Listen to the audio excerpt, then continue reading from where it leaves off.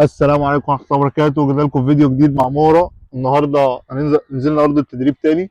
هنجيب مهرة دعم إن شاء الله تيجي مسافة الحبل ده كله. يلا نجرب ونشوف.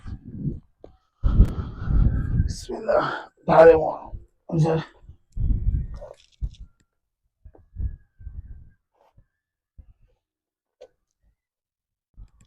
أول حاجة مش هاخد الطيرة خالص، أنا هخليها تقف براحتها وهبدأ إن أنا أوكلها بس سنة بحيث إن هي تبقى حافظة معايا. تمام. يلا تعالى مهرة. مهرة. هي. ابدا ان انا اقرب لها سنه. لازم دايما في الدعوه ان انت تحفظها ان انت هتوكلها دلوقتي. تعالى يلا. يلا تعالى. تعالى. هات. الله. هنزلها تاني دلوقتي. هبعد المسافه سنه. طبعا هي هنا قررت ان هي تمام. تهرب تاني، تمام. فانا بصراحة وقفت التدريب وبدأت التدريب مع بس العقاب اه. الستيب زي ما انتوا هتشوفوا في اللقطة اللي جاية دي. جرب دلوقتي معاها ده. وهنا سميناها بشرى، وان شاء الله يلا بينا. هنشوف مع بعض دعو جميل لبشرى في يلا الفيديو تعالى. ده. اشرب. هي. ما شاء الله. زي ما انتم شايفين كده الاستجابه ما شاء الله عليها. بدات تستجيب معانا.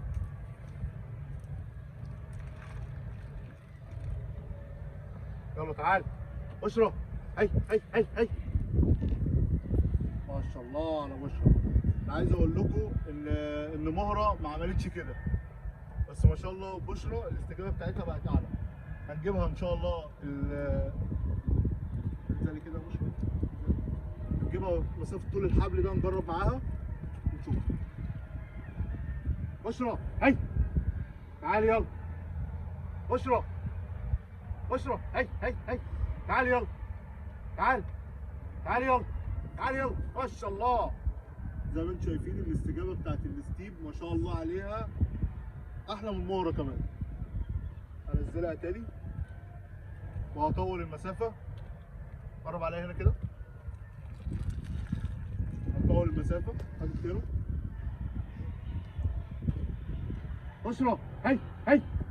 تعالي يلا. اشرب. هي. تعالي يلا. ما شاء الله. زي ما انتم شايفين كده الستيب ما شاء الله عليها في الاستجابه. الله ينور يعني. بشرى ما شاء الله عليها الاستجابه بتاعتها نار. يلا ان شاء الله اطول لكم المسافه اكتر من كده.